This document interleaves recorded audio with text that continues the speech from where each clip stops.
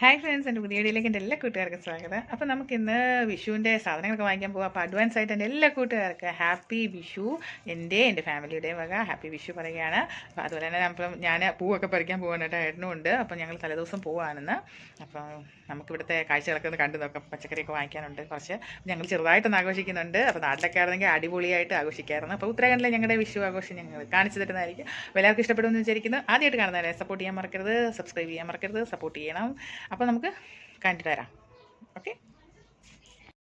ഇവിടെ ഒരു cafe ഏതാണ്ടല്ലായിരുന്നു, food truck.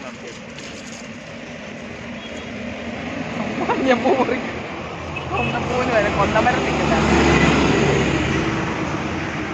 മതിയായിരിക്കും. ഹെൽമെറ്റ് തലേ വെച്ച് സുന്ദരൻ. കണിക്കൊന്ന വെച്ചാൽ വന്നതാ. കണിക്കൊന്നയ്ക്ക് പകരം കണിക്കൊന്നയുടെ പാത്രമുണ്ട്. ഞങ്ങൾ ശിവനരിൽ വെച്ച് അഡ്ജസ്റ്റ് ചെയ്യും. മതി അല്ലേ? ശ്രീനഗറിലോട്ട് പോകുന്ന സ്ഥലത്താണ് കേട്ടോ നിൽക്കുന്നത്. റോഡ് സൈഡിലാണേ, അതായത് ആറാണ് കേട്ടോ. നമ്മുടെ അളകനന്ദ നദിയുടെ സൈഡിലായിട്ടാണ് നിൽക്കുന്നത് കേട്ടോ.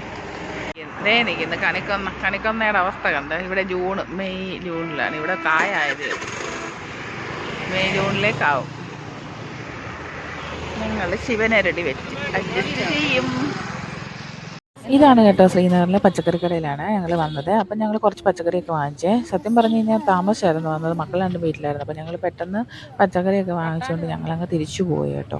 കുറേ സാധനങ്ങൾ വാങ്ങിക്കാൻ മറന്നു പോയായിരുന്നു, വേറെ തേങ്ങയുള്ള. അപ്പോൾ ചേട്ടൻ പറഞ്ഞ് വാങ്ങിച്ചുകൊണ്ട് വരാമെന്ന് പറഞ്ഞ്. അപ്പം ഞങ്ങൾ കണിയൊക്കെ വെച്ചു, മഞ്ഞപ്പൂ വെച്ച് ഞങ്ങൾ അഡ്ജസ്റ്റ് ചെയ്തു. ഇതാണ് ഞങ്ങളുടെ കണി, ഇതാണ് ഉത്തരാഖണ്ഡിലെ കണി. അപ്പം കൃഷ്ണനൊന്നും വാങ്ങിച്ചില്ലായിരുന്നു കേട്ടോ. അപ്പോൾ ഇത് ഞങ്ങൾ ഇവിടെ നിന്ന് മേടിച്ച ഫോട്ടോയാണ്. അപ്പോൾ കൃഷ്ണൻ്റെ പ്രതിമയൊക്കെ വാങ്ങിച്ചാൽ പൊട്ടിപ്പോലോ എന്ന് വെച്ചാൽ ഞങ്ങൾ വാങ്ങിക്കാൻ.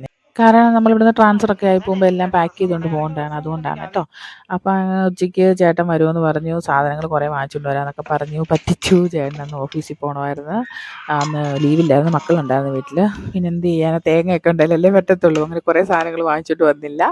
അങ്ങനെ ഞങ്ങളുടെ വിഷു എല്ലാം കുളമായി. എന്നിട്ട് ഞാൻ മോര് കാച്ചി തോരനൊക്കെ വെച്ചു, കുഞ്ഞായിട്ടൊന്ന് ഒരുങ്ങി, അത്രേ ഉള്ളായിരുന്നു. എല്ലാ വട്ടവും ഞാൻ നല്ല വിഭവസമൃദ്ധമായ സദ്യയൊക്കെ ഒരുക്കി മേളത്തുകാർക്ക് പായസമൊക്കെ കൊടുക്കുന്ന നമ്മുടെ ഓണർക്കും അപ്പുറത്തെ എല്ലാവർക്കും കൊടുക്കുന്നതായിരുന്നു. ഈ പ്രാവശ്യം പറ്റിയില്ല.